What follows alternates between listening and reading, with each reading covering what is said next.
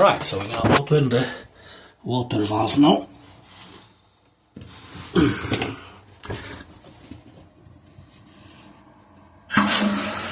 Okay, and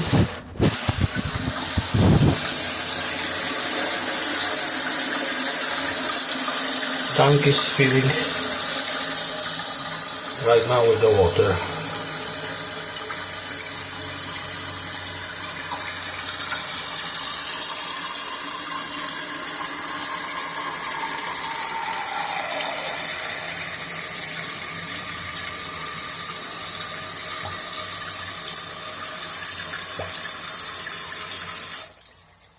Perfect.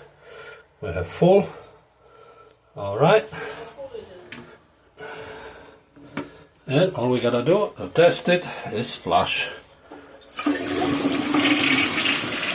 Voila! Perfect.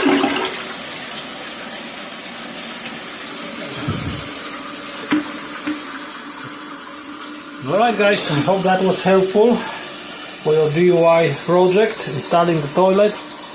We're checking around if there is no leaks. Everything looks good. So definitely you can do it yourself.